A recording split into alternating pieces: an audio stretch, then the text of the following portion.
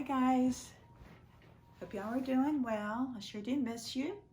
I thought I would read y'all a book called The Easter Promise. Since it's really close to Easter, this Sunday is actually Palm Sunday, so we will see that being celebrated in the book as well as Easter, the very first Easter.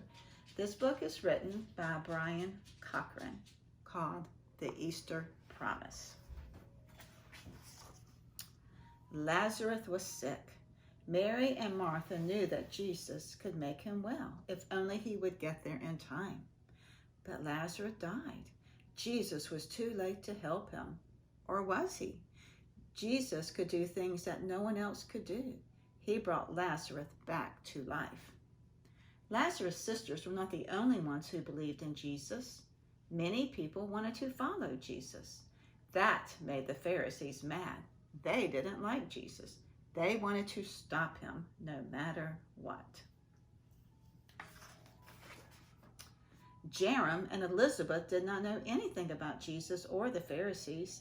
They liked to climb high in their favorite tree, watch people go by, and dream about what they would be when they grew up. One day they heard Roman guards marching by with a prisoner. "Soldiers!" Jerem shouted excitedly.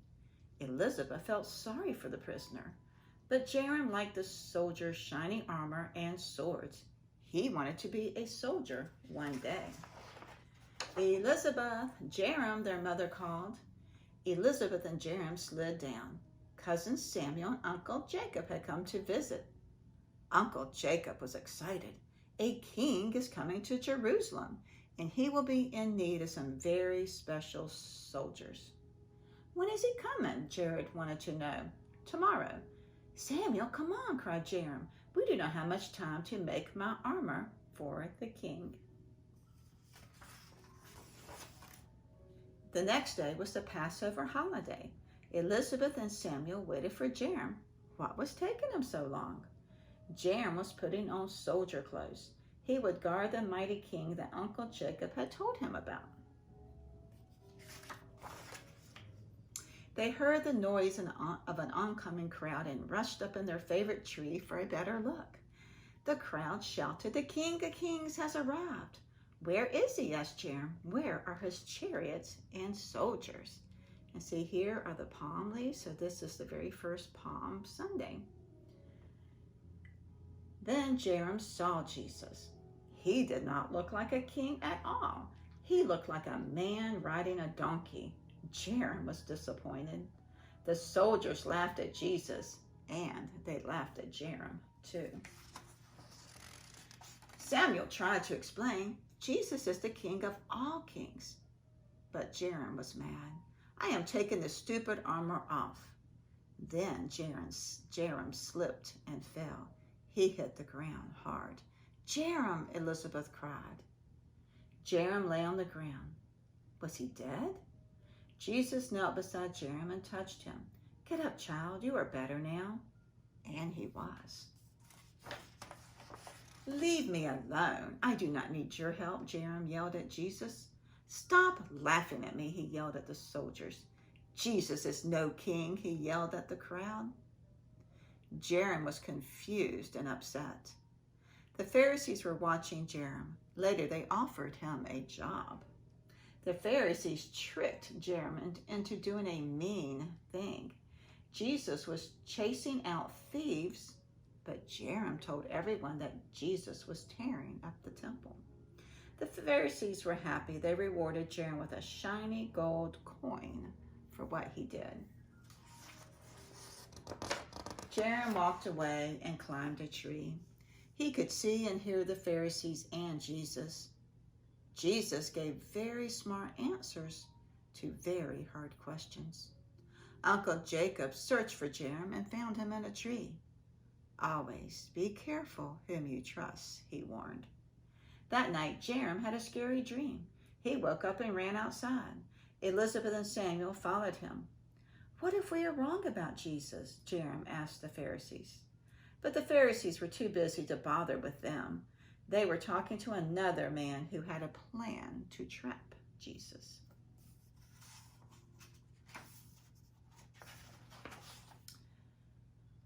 why do the Pharisees hate Jesus? Jerem asked. Maybe they are afraid of him, said Elizabeth. Because maybe he is who he says he is, said Samuel. Come on, we have to find Jesus and warn him, Jerem said. Samuel, Elizabeth, and Jerem searched everywhere. When they found Jesus, he was eating the Passover meal with his friends who were his disciples. But one of Jesus' friends, Judas, looked familiar. He was a stranger who had been talking with the Pharisees. Jesus did not need to be warned. He knew Judas would betray him. Go, Jesus told Judas, do what you must. And Judas left. Later, Jesus prayed in the garden while his friends slept. Soldiers came to the garden with Judas, and he walked boldly up to Jesus.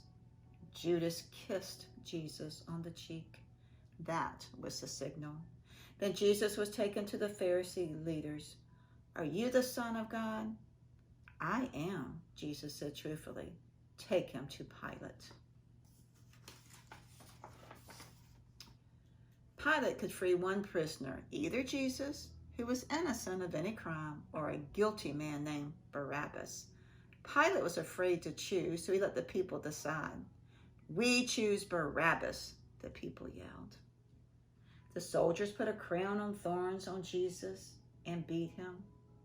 They laughed at Jesus for thinking he was God's son. Then the soldiers hanged Jesus on a cross between two thieves. Father, forgive them, Jesus prayed.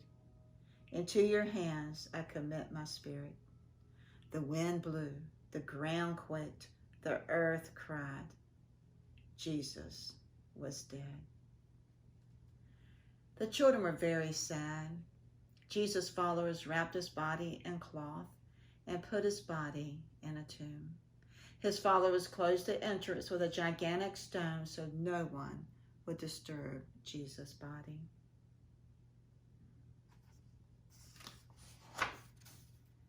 On the third day, the three children sat in a tree thinking about what happened. Angels! Angels! A soldier bounded past. Angels? The three children hurried to the tomb. The big stone had been rolled away. The children followed some women inside. Jesus was gone. I know you were looking for Jesus, but he is not here. An angel said, Jesus is risen from the dead. They ran through the streets. They knocked on doors. They shouted from the rooftops. It's time to celebrate. Jesus has risen from the grave. He is alive. Later, Jesus appeared to believers and said, preach the good news to everyone. Those who believe and are baptized will be saved. And be sure of this, I will be with you always. Then Jesus went up into heaven right before their eyes. I believe your promises, Lord, said Jerem, all of them. And that's the end of the Easter promise. And I love this story. And do you know why? Because it's actually true. It's in our Bible, and we can read about it ourselves in the New Testament.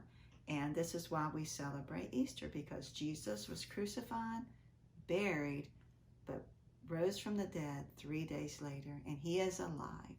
He is alive today, and he's always be alive, and he is right near us, and he'll never leave us, like he said. So anyway, thought I'd share this book with you, and I love you so much.